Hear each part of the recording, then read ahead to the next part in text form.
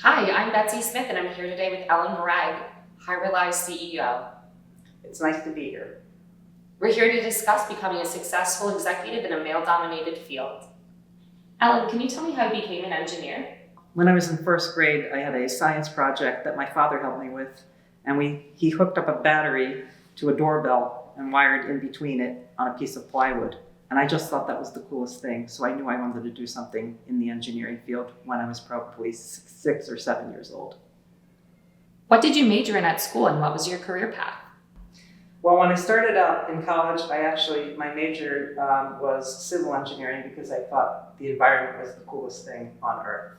But then I ended up transferring into a program called biomedical engineering. It was one of the earlier degrees in biomedical engineering because I was really more interested in the human body. So that's how I ended up getting my degree in biomedical engineering. And what were the steps you took after you graduated? Well, when I graduated, half of our class ended up going off to medical school. Another half of the class ended up going on to get their advanced degrees. Two of us wanted to go get a job because I was pretty well tired of going to school. I was one of those two. I interviewed for a variety of research and development jobs, but one company that came to campus for recruiting was Westinghouse Electric Company, and they were recruiting for technical sales people. They sent me on a seminar that lasted 3 days so that I could understand what technical sales was about. And at the end of those 3 days, I decided that that was really what I wanted to do. What was it like working at Westinghouse? Well, little did I know that most of the people that worked in technical sales happened to have been men, but of course, that was my experience throughout engineering school as well. Interestingly though, I ended up taking a permanent position in the Philadelphia office, and my boss actually had 8 women working in his district, which was highly unusual. There was only about 10 women in the entire country, 8 of which were working in my office. What made you leave Westinghouse and transition into a new career? So I left Westinghouse because my boss at the time had also left Westinghouse.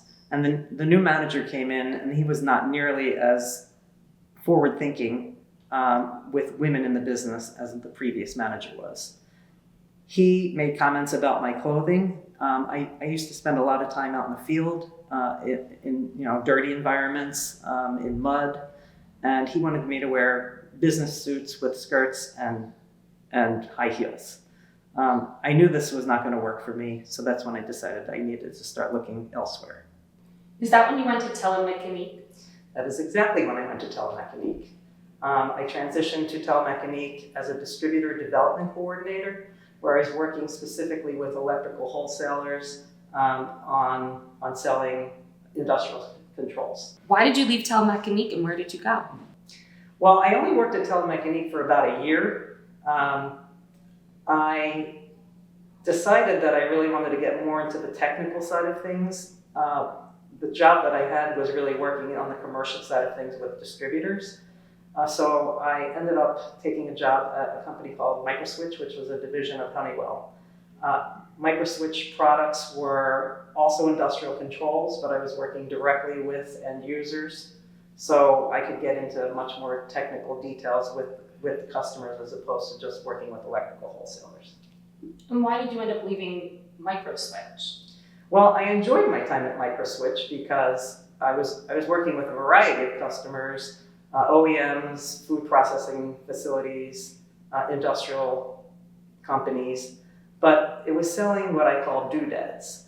And I was really looking more for getting back into what I had done at Westinghouse, which was selling packaged solutions and larger products for more in the power industry. Is that why you chose to go to G&W Electric? Yes, G&W actually recruited me to go to work for them. I took a pay cut to go to work with G&W Electric. They were a smaller company, which was very intriguing to me. I was able to have an office at home, which was very forward-thinking at the time. Nobody had offices at home. And so I decided to make the jump. What was your first job at G&W? So my first role was as a district sales manager. So I basically managed my district, I worked with not only electrical wholesalers, but with electrical contractors and also with electric utilities and other end users. So I hit the full gamut. Is that how you were able to transition into being an RVP?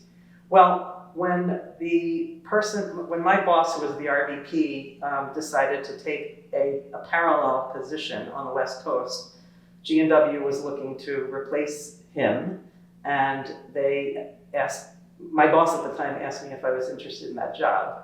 I was a little concerned about the amount of travel it was going to entail, but I decided to interview for that job, and I was one of several that interviewed for that position, and ultimately I was awarded the job. What were your responsibilities as RVP at G&W? So my responsibilities were to manage a sales force. When I first started as an RVP, I actually had mostly direct salespeople working for me. Ultimately, I decided to transition that direct sales force into manufacturers' representatives as opposed to direct sales engineers. So over the course of time, I went from 100% direct salespeople to 100% manufacturers reps. I had 8 manufacturers reps in my region that accounted for about 40 people in the region. Can you tell me about when HiReli came on the scene at G&W? HiReli came on the scene in 2001. I had actually fired a direct employee that was working for me in the northern New Jersey area, and I was getting ready to hire somebody. My husband came to me at the time. He had semi-retired from working and said that he could do that job. I thought he was a little crazy because he had been an executive prior to this, but he said he did not want to work as a direct sales employee. He wanted to start his own rep company. I thought that was intriguing because I was in the midst of making this transition to a rep sales force. So I took the idea to the owner of G&W, and he knew my husband and thought it was a great idea. So that's how HiReli's started in 2001. What were some of your adventures at G&W? Well, I've had a lot of adventures at G&W that have taken me all across the world, really. I've been to Camp David, which is the presidential retreat in the Catoctin Mountains in Maryland. I've been in a zinc mine about 1.5 miles down underground. I've been at the top of a wind turbine. I have been in electrical vaults in the Philadelphia area with dead cats and dead rats. I've been to many different countries and all across this United States, working at trade shows and visiting customers. What made you transition your career from G&W Electric to HiReli? So I had a health scare, and I decided that it was time for me to transition to lessen the stress on my body. HiReli was doing well, and I decided that I wanted to take the helm of HiReli and start moving that company forward because I had really run my course at G&W. My region was the largest region in the country, accounting for about 1/3 of G&W sales in the entire organization. So I decided it was time for me to start building the HiReli brand, which also included G&W. How has HiReli developed since you took the helm? Well, it's been a little crazy.